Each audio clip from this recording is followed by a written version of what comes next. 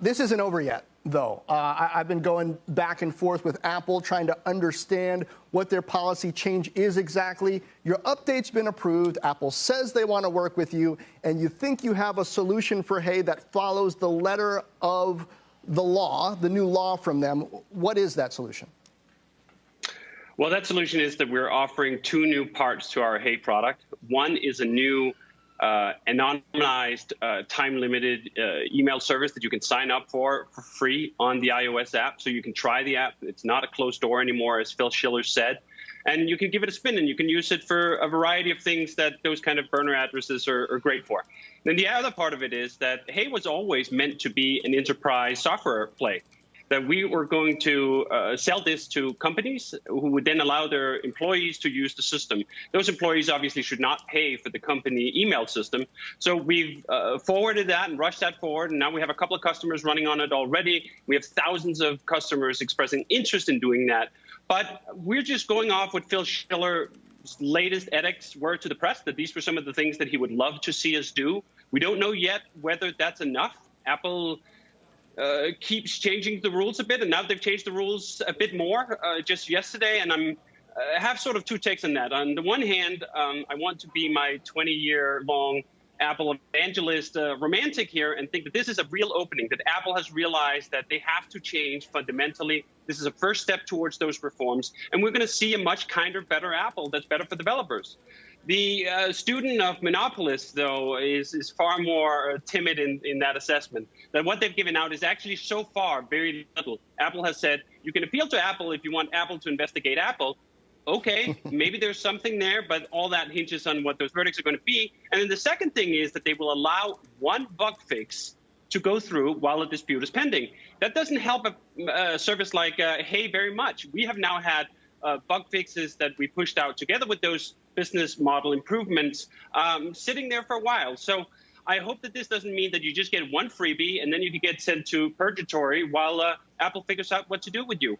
Well, David, Apple argues to me, Apple tells me, for example, that Microsoft 365, which includes the apps like Word, Excel, PowerPoint, Outlook, etc., while you can pay for Office Microsoft 365 off-platform, they do offer the option to subscribe in-app, and they do pay Apple a cut of that. So is that rule, if it's okay for Microsoft, which is a big if, because Microsoft has said to regulators, hey, you should look at this, but if it's okay for Microsoft, is it okay for you too? If Apple says, you know what, you can't have a subscription-based app on the App Store without at least offering the option to subscribe through it, and if you do, then you got to pay us the fee.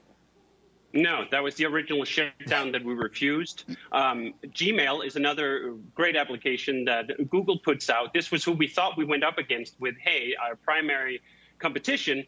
They have a G Suite product where people can pay to use G Suite with the Gmail app. If you download the Gmail app today from the Apple App Store, there's a closed screen that basically just says sign in, and you have to sign in with an existing email subscription somewhere. You can buy those subscriptions from Google. Google does not sell anything in the App Store. So Apple's enforcements of these rules are completely up and down, and this is why we thought we were doing what we were supposed to do. We did not want a fight with Apple whatsoever. We showed up thinking we were going to have a fight with Gmail, that this is the competition that we're in for email. So for Apple to simply say, well, all the transactions that go through the App Store, we got to take a 30% cut, just doesn't work.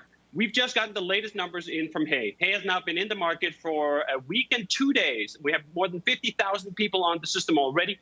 80% of those people come from Apple platforms. 80%. Apple is not some sort of small one of many players. The rest of that is sort of split between Windows and Android. But for our kind of business, Apple is absolutely dominant. They have that dominant market share, and therefore they can't run around charging what the chairman of the Antitrust Committee, Cicilline, calls highway robbery prices, because we don't have any other option.